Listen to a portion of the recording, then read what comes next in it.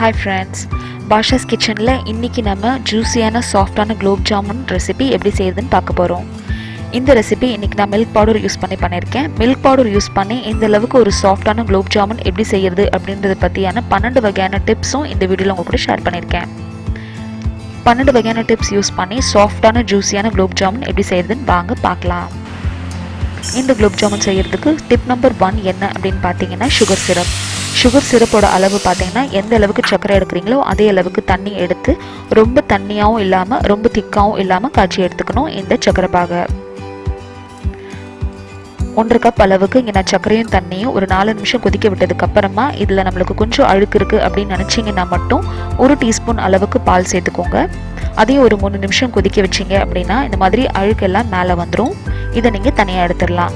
சர்க்கரை க்ளீனாக இருக்குது அப்படின்னா இந்த ஸ்டெப்பை வந்து நீங்கள் ஸ்கிப் பண்ணிடலாம். அடுத்ததான் இது கொதிச்சுட்டு இருக்க டைமில் நம்ம மாவு ரெடி பண்ணிடலாம். மாவு ரெடி பண்ணுறதுக்கு இங்கே நான் 1 கப் அளவுக்கு பால் பவுடர் எடுத்திருக்கேன்.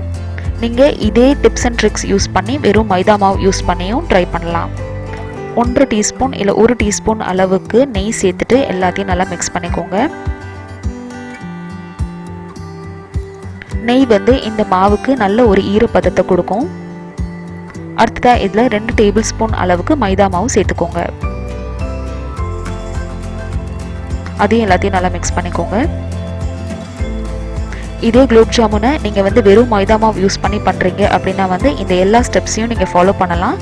மைதா மாவு நான் தனியாக 2 டீஸ்பூன் சேர்த்தேன் இல்லையா, அதுக்கு பதிலாக பால் பவுடர் நீங்கள் சேர்த்துட்டு 1 டேபிள் ஸ்பூன் அளவுக்கு ரவை சேர்த்துக்கோங்க. அடுத்த டிப் என்ன அப்படின்னு பார்த்தீங்கன்னா இந்த குலோப் ஜாமுனை நல்லா சாஃப்ட் ஆக்குறதுக்கு ஒரு பிஞ்ச் அளவுக்கு பேக்கிங் சோடா சேர்த்துக்கோங்க. சோடா மாவு வேறு, பேக்கிங் சோடா வேறு. ஸோ பேக்கரியில் நம்ம பேக் பண்ணும்போது யூஸ் பண்ணுற பேக்கிங் சோடா யூஸ் பண்ணிக்கோங்க. அடுத்த டிப் என்ன அப்படின்னு பார்த்தீங்கன்னா இந்த மாவை பிசைகிறதுக்கு நம்ம வந்து பால் யூஸ் பண்ண போகிறோம். அதாவது காய்ச்சி ஆற வச்ச பாலை இந்த மாதிரி ஊற்றி இதை வந்து நம்ம பிசைஞ்சுக்கணும். மாவை நம்ம சப்பாத்தி மாவு பிசைகிற மாதிரி பிசையக்கூடாது. ரொம்ப ஜென்டிலாக நம்மளோட விரலை வச்சு தான் இதை வந்து நம்ம பிசையணும். நம்ம வந்து சப்பாத்தி மாவில் எப்படி ப்ரெஷர் கொடுத்து பிசைவோமோ அந்த மாதிரி இதை பிசையக்கூடாது. அடுத்த ஸ்டெப் என்ன அப்படின்னு பார்த்தீங்கன்னா ஸ்டிக்கியாக, அதாவது கொஞ்சம் பிசுபிசுப்பாகவே இதை வந்து இந்த மாதிரி பிசைஞ்சு நீங்கள் ஒரு 4 நிமிஷத்துக்கு ரெஸ்ட்டில் வச்சிடணும். ரொம்ப ட்ரையாக இதை வந்து வைக்கக்கூடாது. அடுத்த டிப் என்ன அப்படின்னு பார்த்தீங்கன்னா நம்ம வந்து குலோப் ஜாமுனோட இந்த சக்கரை பாகு ரொம்ப வந்து கிறிஸ்டல் ஆகாமல் இருக்கிறதுக்கு அரை லெமனை வந்து இதில் நீங்கள் சேர்த்துட்டு அதை அடுத்ததான் இந்த மாதிரி ஃபில்டர் பண்ணி எடுத்துக்கலாம்.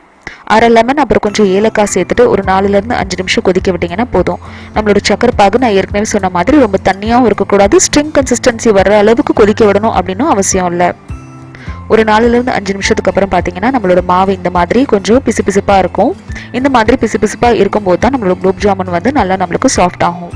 கொஞ்சமாக மாவு எடுத்து உங்களோட விரலுக்கு நடுவில் இந்த மாதிரி உருட்டிக்கோங்க. அடுத்து உள்ளங்கையில் கொஞ்சம் நெய் தடவிட்டு அதை வந்து இந்த மாதிரி ரோல் பண்ணிக்கோங்க. இந்த மாதிரி செய்கிறதுனால என்ன ஆகும் அப்படின்னு பார்த்தீங்கன்னா நம்மளோட குலோப் ஜாமுனோட இந்த குட்டி குட்டி ரோலில் வந்து நம்மளுக்கு ரொம்ப ப்ரெஷர் நம்ம போட மாட்டோம். மாவு நம்மளுக்கு நல்லா சாஃப்டாக இருக்கும். குலோப் ஜாமுன் பொரிஞ்சு வரும்போது நல்லா சாஃப்டாக இருக்கும். ரொம்ப ப்ரெஷர் பண்ணி இதை நீங்கள் வந்து ரோல் பண்ணீங்க அப்படின்னா மாவு நம்மளுக்கு ஹார்ட் ஆயிரும், நடுவில் வந்து ரொம்ப ட்ரை ஆயிரும். அதனால இதை வந்து நீங்கள் விரல் வச்சு ஃபஸ்ட்டு உருட்டிக்கணும். அதுக்கப்புறமா லைட்டாக வந்து உள்ளங்கையில் வச்சு இந்த மாதிரி ரோல் பண்ணிக்கோங்க. இது இந்த மாதிரி ஸ்டிக்கி கன்சிஸ்டன்சியாக இருக்கும்போதே வந்து இந்த மாதிரி நீங்கள் பிசைஞ்சு எடுத்துடணும். பால் பவுடர் பொறுத்த வரைக்கும் பார்த்தீங்கன்னா 4-5 உருண்டை இந்த மாதிரி பிடிச்சதுக்கப்புறம் பார்த்தீங்கன்னா நம்மக்கிட்ட ஏற்கனவே இருக்கிற பால் பவுடர் இந்த மாவு வந்து நம்மளுக்கு கொஞ்சம் ட்ரை ஆயிரும். பால் பவுடர் கொஞ்சம் ட்ரை ஆயிடுச்சுன்னு நினச்சிங்கன்னா மட்டும் அடுத்த டிப்பை வந்து என்ன சொல்கிறேனோ அதை நீங்கள் ஃபாலோ பண்ணிக்கோங்க. அப்படி இல்லைன்னா இதே மாதிரி எல்லாத்தையும் உருட்டி நீங்கள் எடுத்துக்கலாம்.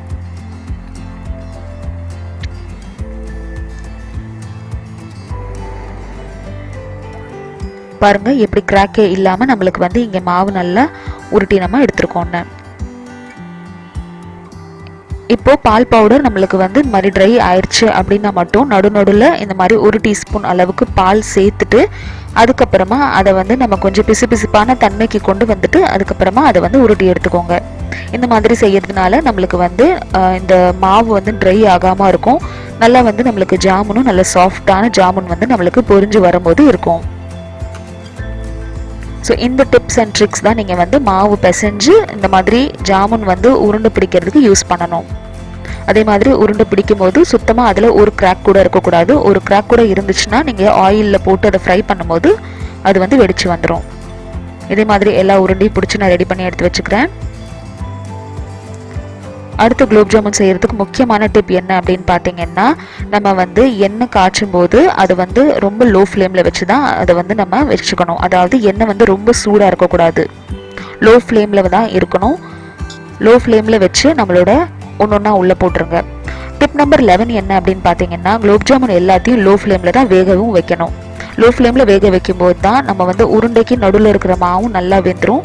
நீங்கள் வந்து ஃபுல் ஃப்ளேமில் வடை பொரிச்சு எடுக்கிற மாதிரி எடுத்துட்டீங்க அப்படின்னா நடுவில் எல்லாம் மாவாக இருக்கும், சாப்பிடும்போது நல்லா இருக்காது.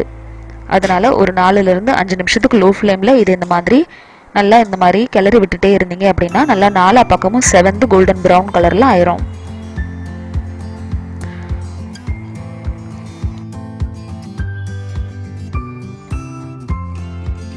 லாஸ்ட் டிப் ரொம்ப ரொம்ப முக்கியமான டிப். டிப் நம்பர் 12 என்ன அப்படின்னு பார்த்தீங்கன்னா, குலோப் ஜாமுன் எல்லாத்தையும் செஞ்ச உடனே வந்து சக்கரை பாகில் சேர்த்துடக்கூடாது. பிளேட்டில் இந்த மாதிரி ஃபஸ்ட்டு தனியாக எடுத்து வச்சிடணும். ஒரு 3லேருந்து 4 நிமிஷத்துக்கு அப்புறமா தான் அது சக்கரை பாகில் சேர்த்துக்கணும். சக்கரை பாகில் சேர்த்துக்கும் போது சக்கரை பாகு கொஞ்சம் வெது வெதுப்பாக இருக்கா அப்படின்றதையும் செக் பண்ணிக்கணும். ஃபஸ்ட்டு பேட்ச் குலோப் ஜாமுனை இந்த மாதிரி எடுத்து வச்சுட்டு அடுத்த பேட்ச் இந்த மாதிரி அது பொரிக்கிறதுக்கு விட்டுருங்க. ஒரு 4லேருந்து 5 நிமிஷத்துக்கு அப்புறமா இது சக்கரை பாகில் சேர்த்துக்கோங்க. சக்கரை பாகில் சேர்த்துக்கும் போது சக்கரை பாகு வெது வெதுப்பான சூடில் இருக்கான்னு செக் பண்ணிக்கோங்க. ரொம்ப ஜில்லுன்னு சேர்த்துட்டீங்க அப்படின்னா வந்து சுகர் சிரப் நம்மளுக்கு உள்ளே இறங்காமல் இருக்கும். சக்கரை பாகு உங்களுக்கு ஆறிடுச்சு அப்படின்னு நினச்சிங்கன்னா லைட்டாக நீங்கள் கேஸில் வச்சு சூடு பண்ணிவிட்டு அதுக்கப்புறமாவும் இதில் ஜாமுனை சேர்த்துக்கலாம். இந்த எல்லா டிப்ஸும் உங்களுக்கு யூஸ்ஃபுல்லாக இருந்திருக்கும் அப்படின்றத நம்புறேன். இந்த தீபாவளிக்கு நீங்களும் இந்த எல்லா டிப்ஸையும் ஃபாலோ பண்ணி ஒரு சூப்பர் ஜூஸியான குலோப் ஜாமுன் ரெசிபி கண்டிப்பாக உங்கள் வீட்டில் இருக்கிற எல்லாருக்கும் செஞ்சு கொடுங்க. இந்த தீபாவளியை மகிழ்ச்சியாக கொண்டாடுங்க. இந்த வீடியோ உங்களுக்கு யூஸ்ஃபுல்லாக இருந்துச்சு நம்பினீங்கன்னா இந்த வீடியோக்கு ஒரு லைக் கொடுங்க. இந்த சேனலை ஃபர்ஸ்ட் டைம் பார்க்குறீங்கன்னா கண்டிப்பாக சப்ஸ்கிரைப் பண்ணுங்கள். இதே மாதிரி தீபாவளிக்கு யூனிக்கான ஸ்வீட் ரெசிபிஸ் உங்களுக்கு வேணும் அப்படின்னு நினச்சிங்கன்னா கீழே டிஸ்கிரிப்ஷன் பாக்ஸில் லிங்க் பாருங்கள். இதே மாதிரியான இன்னொரு டிப்ஸ் அண்ட் ட்ரிக் வீடியோ ரெசிபியோட அடுத்து உங்களை வந்து சந்திக்கிறேன். Basha's kitchen viewers, subscribers and friends and ஃபேமிலிக்கு அட்வான்ஸ் ஹாப்பி தீபாவளி. இந்த தீபாவளிக்கு உங்கள் வாழ்க்கையில் மகிழ்ச்சியும் சந்தோஷமும் பொங்குறதுக்கு என்னோட மனமார்ந்த வாழ்த்துக்கள். Happy Deepavali to each one of you. Thank you so much for வாட்சிங். பாய்.